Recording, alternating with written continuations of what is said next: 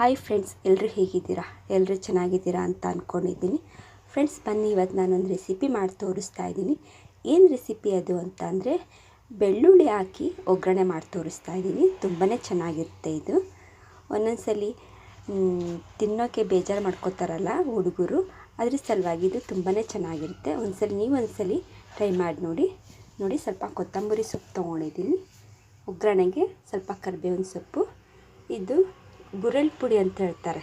ಅಂದರೆ ಗುರೆಳ್ ಅಂತ ಅಂದರೆ ಇದು ಹುಚ್ಚೆಳ್ಳು ಅಂತ ಹೇಳ್ತಾರಲ್ಲ, ಅದನ್ನು ಮಿಕ್ಸರ್ ಮಾಡಿ ಇಟ್ಕೊಂಡಿರ್ತೀವಿ ಹುರಿದು.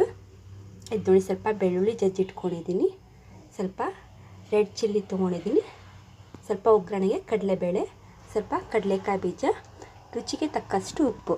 ನೋಡಿ ಫ್ರೆಂಡ್ಸ್, ಇದು ಬೆಳ್ಳುಳ್ಳಿ ಒಗ್ಗರಣೆಗೆ ಮಾಡೋಕ್ಕೆ ಇದಿಷ್ಟು ಬೇಕಾಗಿರುತ್ತದೆ. ಈಗ ಬನ್ನಿ ಫ್ರೆಂಡ್ಸ್, ಹೇಗೆ ಮಾಡೋದು ಅಂತ ನೋಡೋಣ.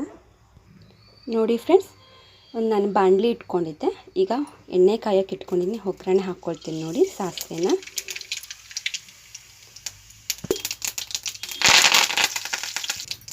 ಸ್ವಲ್ಪ ಶೇಂಗಾ ಹಾಕ್ಕೊಳ್ತೀನಿ. ನೋಡಿ, ಈಗ ಒಂದ್ಸರಿ ಇದನ್ನ ಫ್ರೈ ಮಾಡ್ಕೊಳ್ಳೋಣ. ಬೆಳ್ಳುಳ್ಳಿ ಹಾಕ್ಕೊಳ್ತೀನಿ, ಕಡಲೆಬೇಳೆ ಹಾಕ್ಕೊಳ್ತೀನಿ. ಈಗ ಒಂದ್ಸರಿ ಎಲ್ಲ ಇದನ್ನು ಫ್ರೈ ಮಾಡ್ಕೊಳ್ಳೋಣ. ನಾನು ರೆಡ್ ಚಿಲ್ಲಿ ಹಾಕ್ಕೊಳ್ತೀನಿ, ಸ್ವಲ್ಪ ಗುರೆಳ್ ಪೌಡ್ರ್ ಹಾಕ್ಕೊಳ್ತೀನಿ, ಸ್ವಲ್ಪ ಕೊತ್ತಂಬರಿ ಸೊಪ್ಪು ಹಾಕ್ಕೊಳ್ತೀನಿ.